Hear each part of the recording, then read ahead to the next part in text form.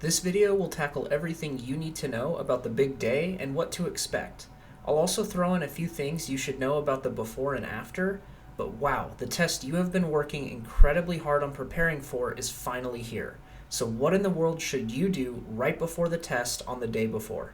Well, you should actually relax. There are dozens of studies confirming the negative effects that trying to cram right before a big test can have, with the two biggest ones being added stress and inability to recall anything you just crammed. Look, I know it's a big test, but I doubt you have been procrastinating with all of that prep you've done, so I promise that you will be well prepared even if you take the day before a bit easier. But I get it, some of us can't stand not reviewing a little bit before such a big test. So if you feel like you have to, just don't overdo it. Another thing you should do the day before is creating a plan for the next morning. Double check what the location of your testing center is and map it on your phone so you know how long it will take to get there. Get everything set out for the next day, like water and snacks that you can throw in your backpack. You won't need things like pencils or paper. And then my biggest piece of advice is to try your best to go to sleep early. I'm sure with all the anxiety and stress, you might have some difficulty falling asleep, but the earlier you get into bed, the more likely you'll get an adequate amount of sleep. Okay, it's the morning of, no pressure, you will kill it. Now, first things first, you need to try and eat a good breakfast. Trying to take a more than 7-hour test on an empty stomach will do you no good, I promise. Also, I hope you did your planning the day before and know how early to leave because you will have to get to the test center no later than 7:30 a.m. The test will begin promptly at 8 a.m., so you need the extra 30 minutes so that they can get you checked in. Speaking of which, you will need to make sure you have a government-issued ID with you when you go. The name on the ID must exactly match the name that is on your profile when you registered for the MCAT.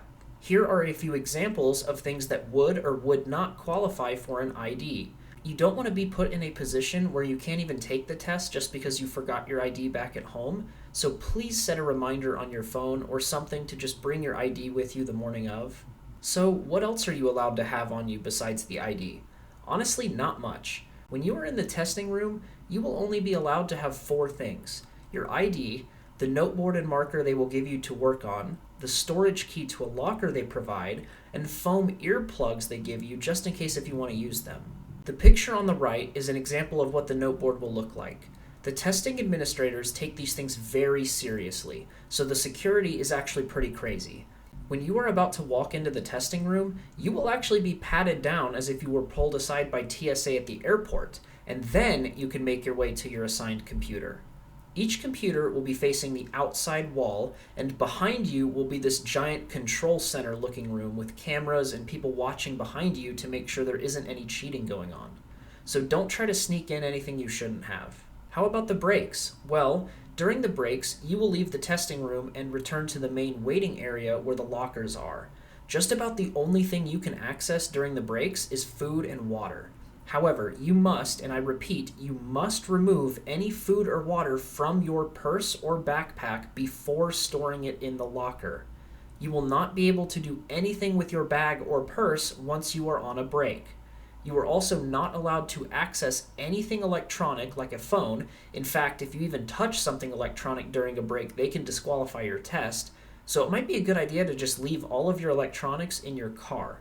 You also shouldn't access any notes or try leaving the testing center during your breaks, as they can also disqualify you for that. Basically, during the breaks, just use that time to go to the bathroom, drink some water, or eat snacks and/or lunch that you brought. Alright, you've taken all of your breaks, you've made it to the end of the Psych-Soc section on the test, and you are about to hit submit. There is only one more thing you have to do. This is where you will be prompted by the system to select whether or not you want to void the exam you just took. I talk in length about this during the overview video, but just as a reminder, if you void the exam, all records of you taking this exam will be deleted and it will be as if you never took it. You won't be able to see your score, but if you feel like you just bombed the test and don't want med schools to see it, you can just void it and plan to take it some other day. I would really only encourage you to void it if you truly felt like you did horrible on the exam. Have confidence in yourself and your performance. Once you've made your decision, hit the big submit button and boom, you're all done. You just finished the MCAT.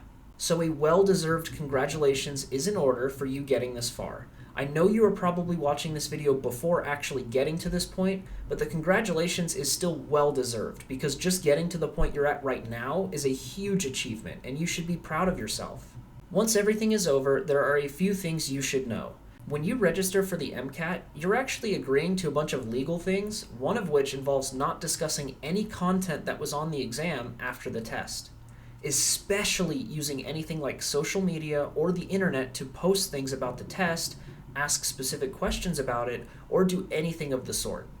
You know, it might just be better to avoid talking about the test at all, besides just generally telling people how it went and what the experience was like. If you are curious about when your test score will become available, check this link and find what day aligns with your testing day. The scores will be released at 5 p.m. Eastern Standard Time, and I go over what the grade report looks like and how to access it in my MCAT overview video. Finally, I think either a celebration or day of relaxation is in order. You will have finished something you have worked really hard at. Don't worry about what you scored or anything like that yet. Just enjoy yourself and give yourself a breather until you get your score. After that, you can then start to think about whether or not you will need to take the test again, but for now, please just take a much-deserved break.